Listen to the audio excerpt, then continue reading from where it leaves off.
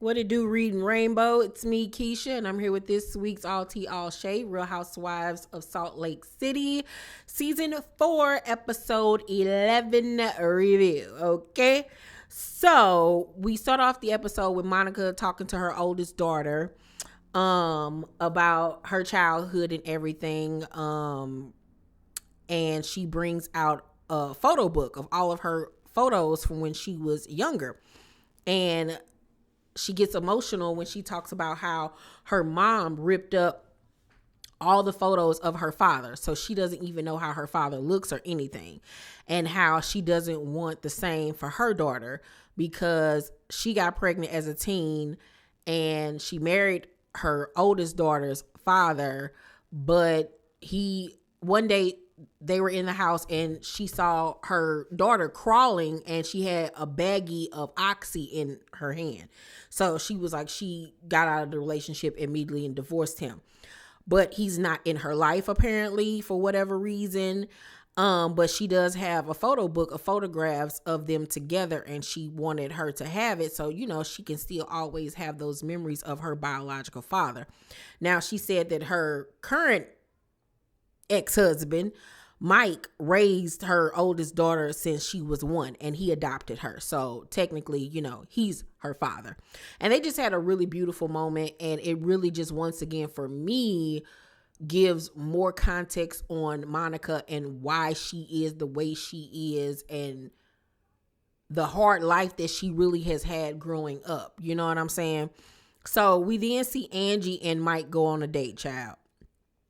And it's so awkward between them in the beginning. They not talking to each other. They don't know what to say to each other. It's just like two strangers, two ships in the night, literally. And they both reiterate how they have not been on a date with each other in like 2 years, which is like, what do y'all got going on that y'all ain't been on a date with each other? Y'all want to use the excuse of y'all daughter, but ain't that little girl like 19? Like, what? Like, it don't make sense. I can see if y'all had a child, a toddler, an infant. This little girl is old enough to even stay in the house by herself. Like, what is going on here? I don't understand. It's literally giving me a couple that lives 2 separate lives, and that y'all together for y'all child, for y'all businesses, for the look. It very much gives me, you're his beard, he got a man, and you probably got a man too. Like, this is just not adding up. So Angie brings up them not connecting, how they haven't been out with each other, and how, it's a lot of stuff that she's learning about him lately, how when they in the car together, he playing country music. She didn't even know he liked country music. He's saying that he always has liked country music. It's better than hearing the Humpty dance. And I'm looking like, Angie, listen to Humpty. The Humpty dance is your chance to do the hump. Oh, do it, baby. I do the Humpty hump.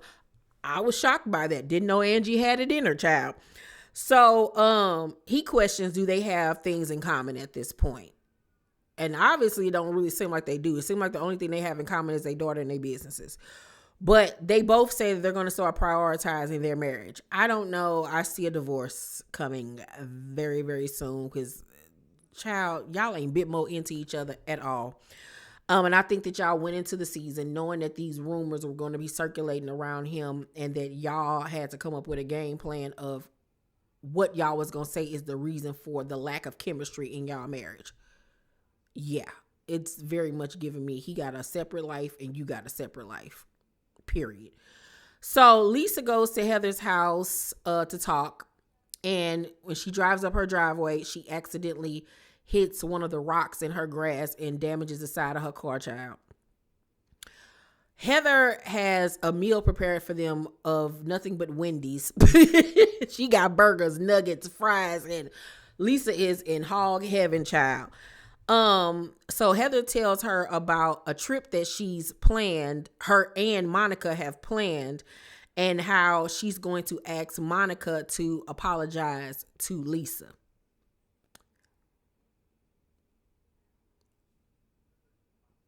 Apologize to Lisa for what exactly?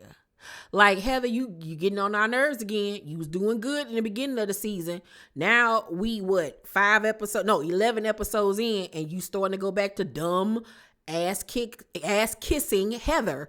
Like, now that Lisa is giving you 5 minutes of her time, now you think that Monica is in the wrong when obviously Monica has not done nothing to this lady but call her out one time, and she has had a vendetta against her since. You being the person that you are and knowing how Lisa treats people, you would think that you would empathize with Monica and what she got going on, but you want to be so far up Lisa behind, it ain't even funny. Like, everybody dying to be Lisa friend except for Meredith. Meredith don't really care if they friends or not.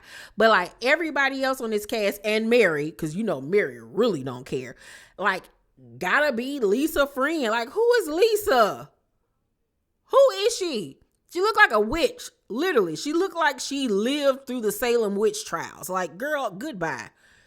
Bye. So Whitney and Angie go out together and have dinner, and they bond over their marriage troubles. They're both feeling disconnected from their partners. And Whitney and Justin are really going through it. She even says that at one point, I think it was on their anniversary last year, they both were like, should we even continue doing this? Like, it's gotten that bad. And Whitney says that Justin hates when she says this, but she says, I don't think it's natural to be married and monogamous. Well, obviously you don't feel that way, because the way you got them, y'all both were in relationships. I want to say y'all both were married and y'all cheated with each other. So yeah, you don't care about monogamy at all. Like, I wouldn't be surprised if Whitney already got a new boo thing, because this switch up from last season to this season is just crazy. And I wouldn't be surprised if Whitney got somebody else on the line. Just gonna keep it honest with you. I don't think Justin got anything going on, but I think Whitney could probably have something going on the side, child, and she want to chuck him up the deuce. Okay. So Heather has the women meet for like this pioneer picnic, and she wants them to dress up in pioneer clothes or whatever and make churned butter and all this stupid stuff. And when Monica arrives, she speaks to everyone, including Lisa. She was like, hi, Lisa. Lisa just stood there and ignored her. So she was just like, girl, okay, whatever. But at least she tried. You can't say the girl didn't try. She's been trying. So Heather then initiates a game where this is just going to cause problems. And then when problems are caused, then she want to sit up here and act like it's Monica's fault when you the one that decided to play this shady ass game in the first place. Meatloaf. So the game is, you're on a wagon and it's too packed and you got to throw somebody off. Who you going to throw off? We going to throw your big ass off because you fat and you wearing the whole wagon down. That's what I would have said, you messy heifer. So Lisa, of course, says, Monica, I would kick you off because you're mouthy and mean to women. Now, she clearly starts this with Monica. She was being rude. She was being nasty. She had an attitude behind her words. She had bites behind her words and everything. So, of course, Monica bit back and was like, what's nasty is saying something. What's nasty is saying someone's mom doesn't want them. They get to arguing back and forth. Heather and Whitney then tell Monica she in the wrong because she hit Lisa with the you ugly. And I'm like, how was she in the wrong when y'all clearly saw that this woman started with her? Like, come on with the gaslighting and trying to kiss Lisa flat behind.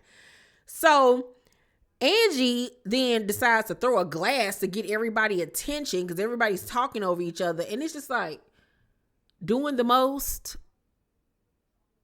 The attention is on you, so you got to get the attention back on you. Like, you know you got to pay for that. Like, sit up here throwing stuff.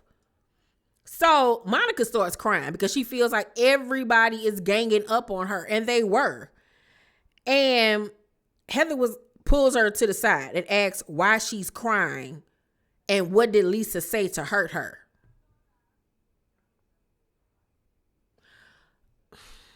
Like, Heather, ain't nobody about to play these stupid games with you. Playing with yourself. Playing with Jim Shaw. Okay? But ain't nobody about to play with you, little girl. You know why the girl is upset. Stop. So Monica was like, she came right for me. It was all of you versus me. So Heather was like, no, she didn't. It was a game. Okay, so now I know you really playing. Now I know you really playing. Now I know you set this up for us to argue and fight. You knew exactly what you were doing. Stop. And why you keep on walking around with this 1980s leather 8-ball jacket? Like, where are you going? It's not trendy. You're not setting a trend. You look stupid. You look more and more like Axl Rose 30 years later. Sit down, Heather. You man, you. So, Lisa then walks over and joins in, was like, if you need for me to apologize that your mom isn't nice to you, I'm sorry. What kind of apology is that? If you need this from me, basically, I'll give it to you to shut you up. So Monica apologizes for calling her ugly. I wouldn't apologize for nothing. Fuck her. You are ugly. So they go sit at the table.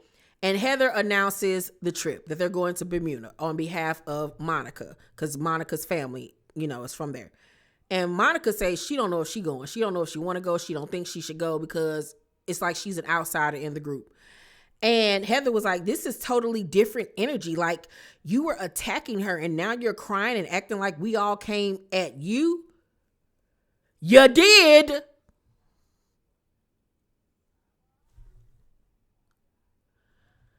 I hate when white women start to try to play in people's face and start gaslighting them and acting like you crazy and don't understand why you be mad or feeling some type of way about stuff. That is the white woman's like literal kryptonite against other people. Like, it's so crazy to me. So crazy to me.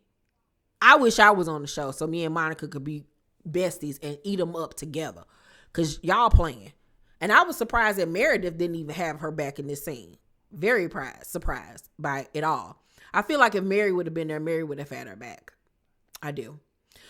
Overall, though, I'm going to give this week's episode of Salt Lake City a B-. Yeah. Y'all let me know down below in the comment section what y'all thought about the episode. Make sure to thumbs up this video, like and subscribe, and hit that notification bell button. I love you guys, and I'll see you on the next video. Bye.